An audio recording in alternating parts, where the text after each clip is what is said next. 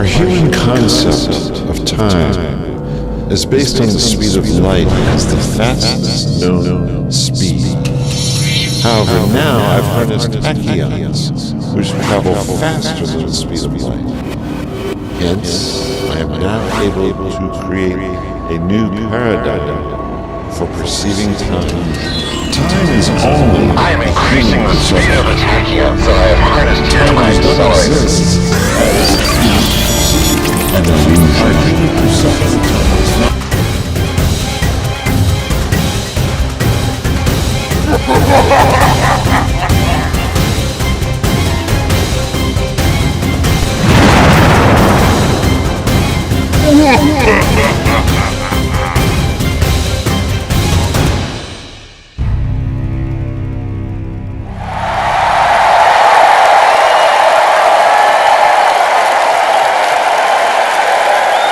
Thank you for coming here. Everyone here, thank you. Wonderful. Today, we have an absolutely special guest. We're welcoming back the real rebel. Honestly. Hey, thanks for having me. Wow. Where'd you get this big audience, man? You have a lot of fans for the Maverick Scientist show, man. We've been doing this for years, but we have special guests like you that brings the audience in droves. You're such a flatterer, Professor. So why on earth did you call me in here today? We just did an episode like a week ago where you sent me back to the Old West in time. I've got some news here. Not the best news. Someone broke into my lab and stole one of the tachyon. One of your tachyon accelerators, because you have two of them. I have two. They stole one of your backup ones? Yes. That's not all. The real bad news is that the person who stole this has been using it. And not for the best purposes. They went back in time to about 1970 to influence a very famous author to not write and publish a book about deforestation. Do you know who the famous environmental author was? Unfortunately, we don't have that information at this time. However, unbeknownst to them, hidden inside that accelerator, we have a chip that will relay to us images of who stole it and what they're doing with it, how they're using it now. Yeah, absolutely. Let's check this out. Wow. Yeah, okay. There we go. This must be his office. Quick, get that door open. Hurry. So many trees, they could chop them down. For paper, they have such an abundance of paper, they can waste it on just doing one-sided, printing them on one side.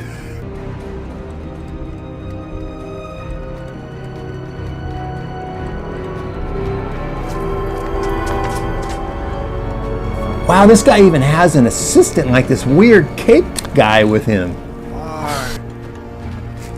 I didn't realize this air was so fresh and clean.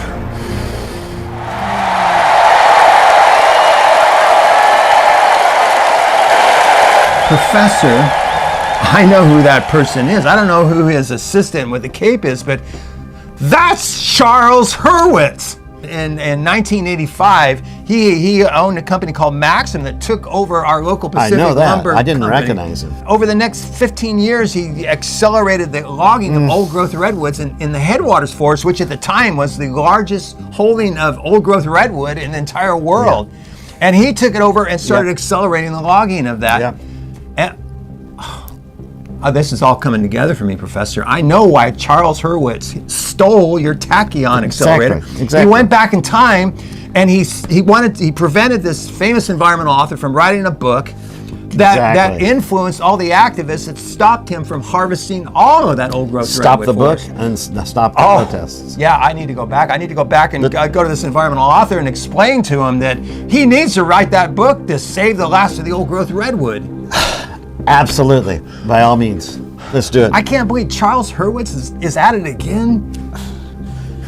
I thought after he ran his company into bankruptcy, he would just kind of like retire. We need to send you back in time to convince that author to go ahead and write that book about the deforestation that's going to take place. Okay, I'm on board for this. We're going to stop Charles. Can you send me to the point right after Charles Hurwitz would have left so that I can reconvince that author to write the book to help save our That's the plan. Redwood That's forest. exactly what we need All right, to yeah, do. if you can send me back to there. To that time where that author is kind of mulling it over. So when I'm out there, and if I need to communicate with you, do I have to zip back here again using this? Or is there an easier way we can communicate? No, from now on, we're going to use this. And this way I can communicate with you at all times, wherever you are. Okay. Now, Real Rebel, you can't go into the past wearing that. Oh yeah, that's right. Real Rebel wouldn't Yeah. exist then. Right. So what we have here is an authentic piece of clothing that's appropriate for that time. Oh, like a 1970s stuff. Yeah, All right. there it is. It's from the 1970s. All right, You got I'll from a put that on. museum. Yeah, I can do that. Let me see. Wow. Well, I kind of like it. good. It should be comfortable. Hey, that looks good, Real Rebel. Yeah, I think I'll blend right in the 70s. It's kind of like a Renaissance fair kind of thing. Absolutely, yeah. It looks great. That's going to work. I'm ready. Let's do it. Let's do it. Okay, so we're going to open this up Okay. and get the right year in place. Are you ready to go? I'm ready, man. Hit the button to go. Let's do it. Here we go. Good luck, Real Rebel. The whole Redwood Forest depends on you. We all do. All the best. Good luck. Good luck. Good luck.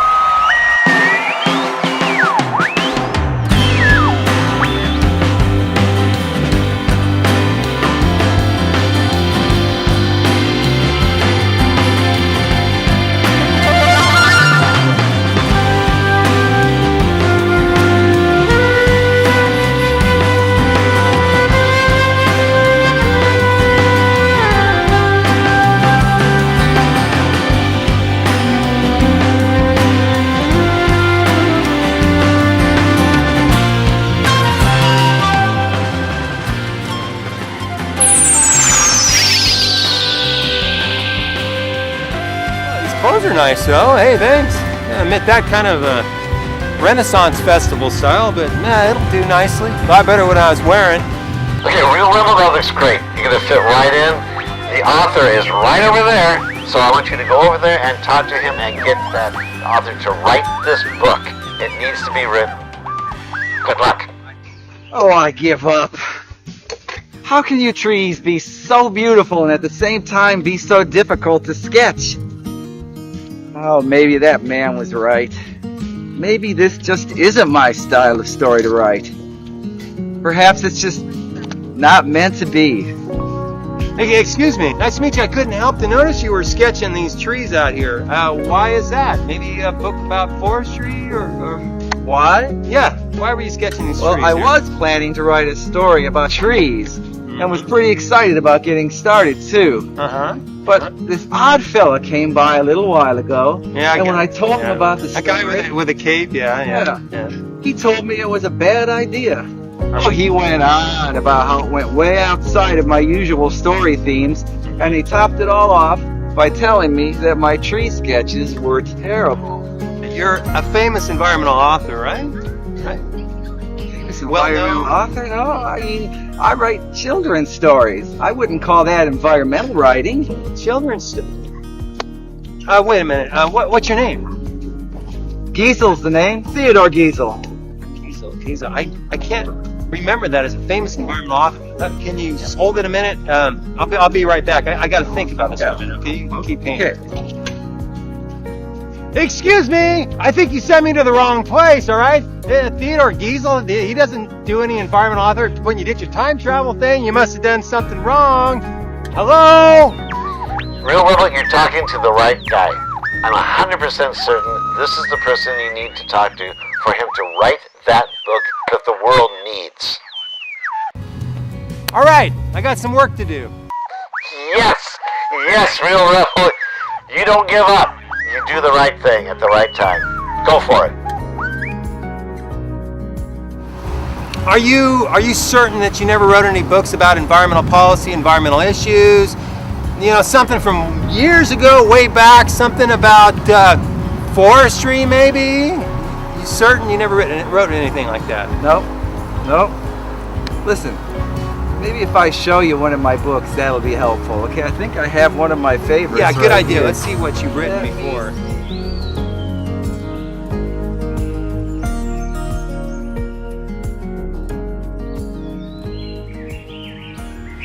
Green eggs and ham? You're Dr. Seuss? I'm Dr. Seuss. Oh, man. That's my pen name.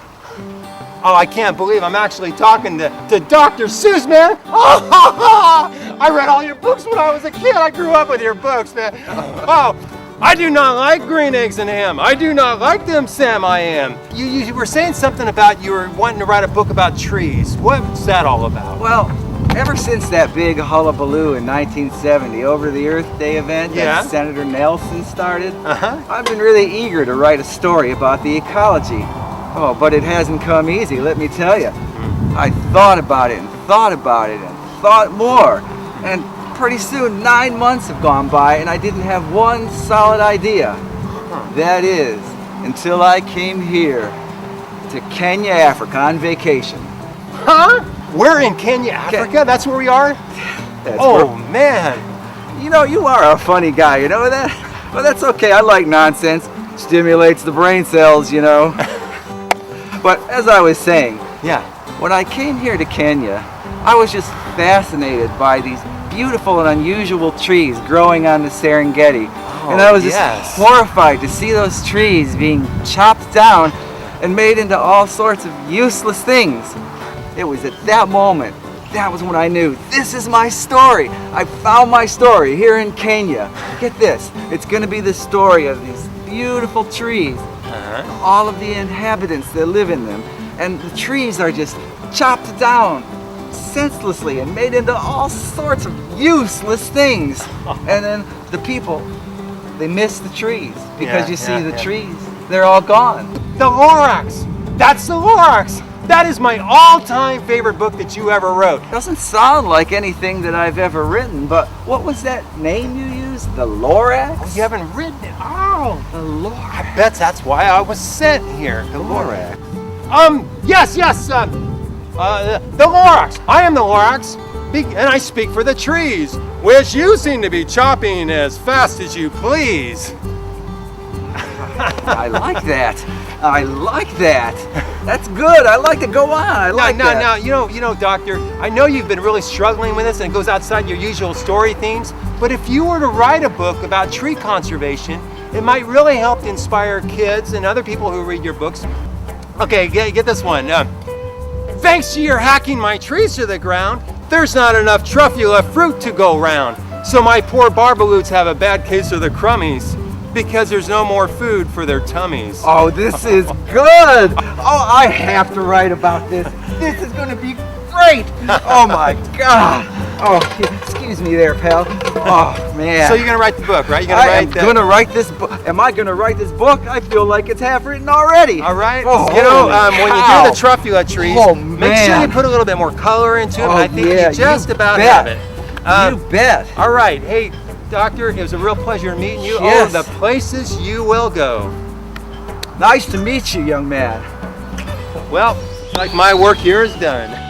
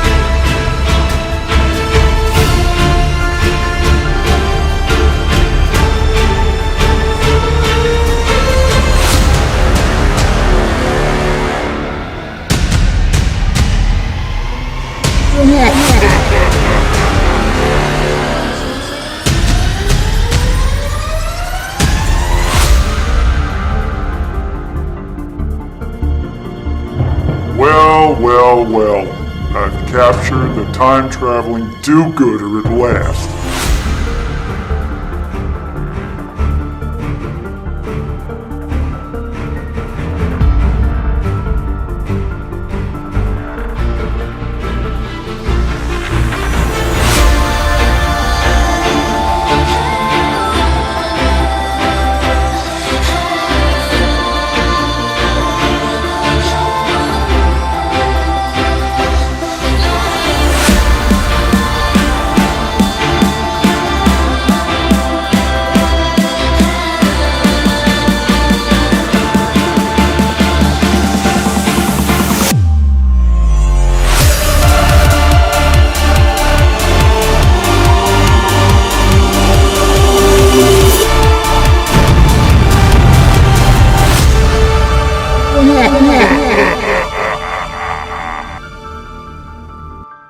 going to send me back to the point in time right after Charles Hurwitz went back in time to convince this famous environmental author not to write the book. And I need to go right after that person and reconvince him to write that famous book.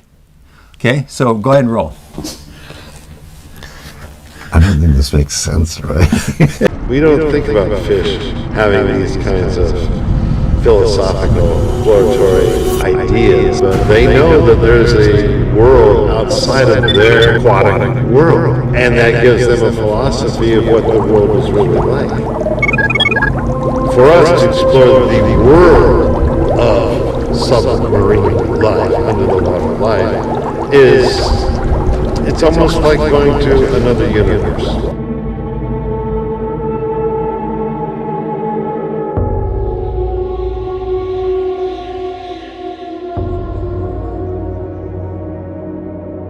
The more we know about the environment in which the fish live, the better chances we have are to succeed. Just as if another species were trying to study us, they would find out what kind of air we breathe, what kind of land we live on. Okay, what we're doing right now is trying to get into the mind of the fish. Not that easily done, but we've been studying this for years. People don't give fish enough credit, because why did they come to the surface anyway? They want to look around to see what's outside their limits. They're not that different than we are. They're not that different than humans. So what we're trying to do is create this environment which sounds like what they have underwater, and have them explore above surface environments.